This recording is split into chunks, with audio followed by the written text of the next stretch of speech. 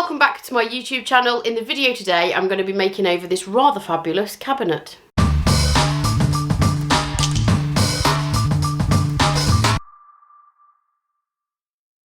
First things first, I want to introduce you to Winnie the Whippet.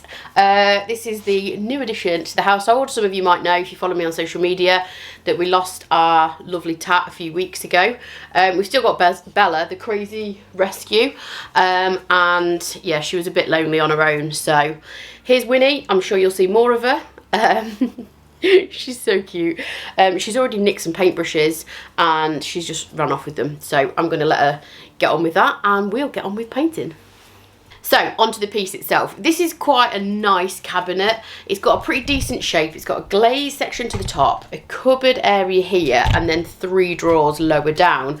One of those drawers has got felt lining, green felt lining, which would be for cutlery. So I am going to say that this would have been in a dining room, probably for, you know, crockery and cutlery and things like that.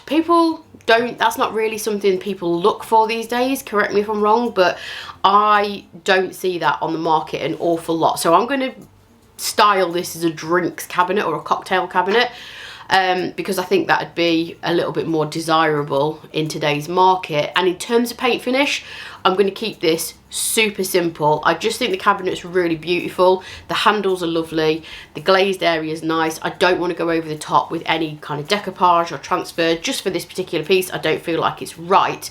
But what I am going to do is mix a custom colour. Now, Dixie Belle have lots and lots of beautiful shades already to play with, but I just like mucking about mixing colours. I always have done. So if you are new to it, I highly recommend you get a little sketch pad like this.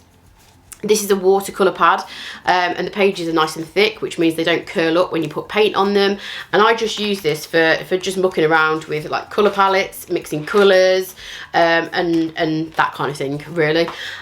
Because I kind of mix everything by eye. I don't really do sort of accurate measurements as such. I kind of just muck around with colours as I think, you know, what looks right. So this particular shade is actually a mix of 2 colours. It's cobalt blue and it's tree frog green. Both of those are very vibrant shades, and if you are mixing colours, I would highly recommend that you do use a shade of paint that is quite vibrant, like your tree frog greens, your cobalt blues, and then you could mix it with something else. Because what happens is, if you get 2 colours that are already quite muted, you will always get a more muted, muddier tone.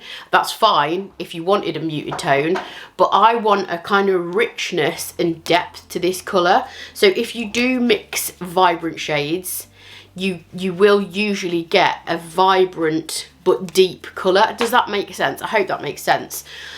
So I could give you lots and lots of examples, but for an example, Hampton Olive is a more muted tone.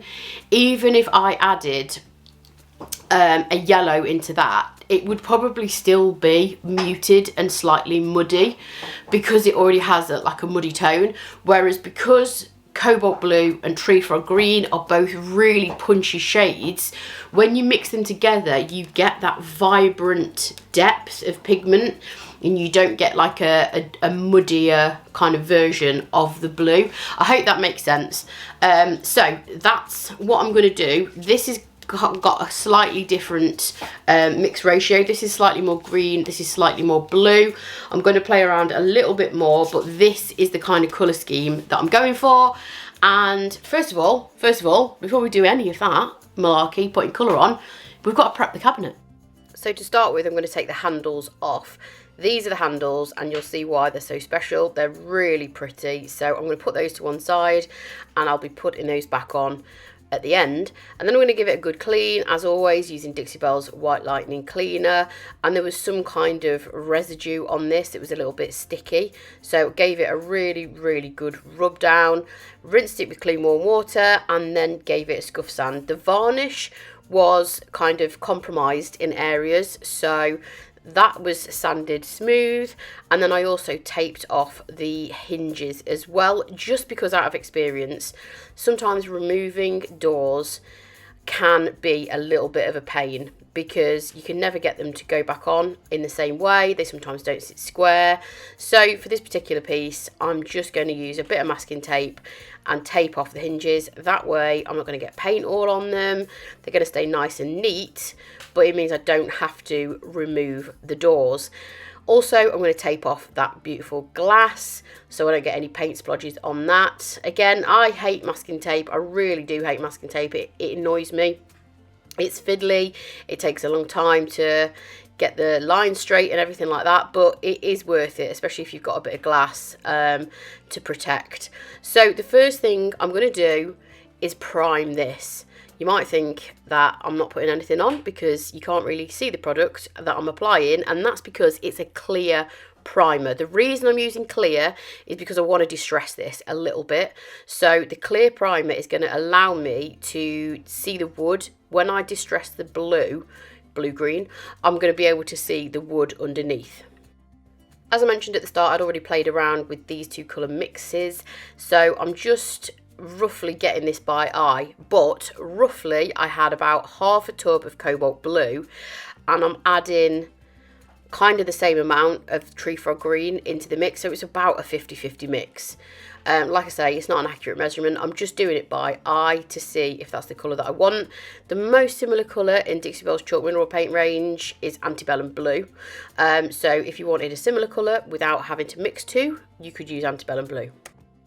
A lot of people ask what's in the mister bottle that I spray on before I start painting, and that's just tap water in a continuous mister bottle. It gives you a nice fine spray of water on the surface of your piece. I also like to spray the brush before I start painting as well, just to make sure that's a little bit damp, and it just helps your paint go on nice and smooth. And also, because Dixie Belle paint is very pigmented, it helps your paint go a little bit further. And the brush that I'm using is one of Dixie Belle's synthetic brushes, because I want to go for a nice smooth finish with this one. There's no texture or anything like that I want. And all of the products that I'll be using in this video, as always, will be linked in the description below. They are affiliate links, so if you do purchase from those links, I earn a small commission, but it won't cost you a penny more. Your second coat of paint is where you're really going to see the coverage and the vibrancy of the shade. On screen, this does look very similar to antebellum blue, but in person, it is quite a lot different. It's very vibrant, but deep at the same time, if that makes any sense at all. As I said at the very beginning, I wanted to distress around the edges of this. I just think that warm tone wood is going to contrast really nicely with the teal shade. So I just did that with a little bit of sandpaper and a sanding sponge just to get a nice smooth finish. And then wax is always going to be my favourite way of finishing a project. Dixie Belle's chalk mineral paint is really, really durable. You actually don't need to top coat it if you don't want to. However, it does have a matte chalky finish. So if you wanted something with a little bit of a sheen, or if you did want to add any extra protection, then you can add a top coat if you wanted to. So I'm using wax because it's my favourite way to finish a project.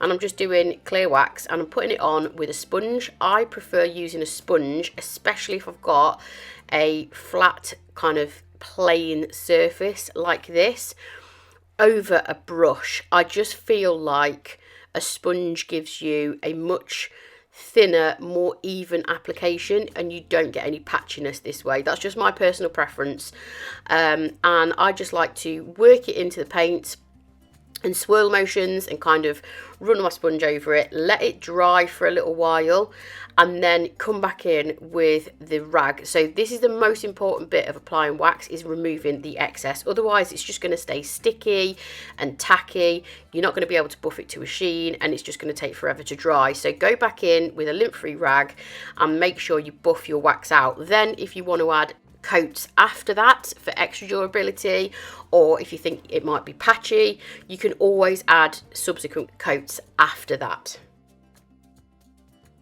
I did add a little bit of gold gilding wax to the hardware and the handles just to brighten them slightly, but they were in excellent condition, so I didn't really need to do a lot to them before I added them back on.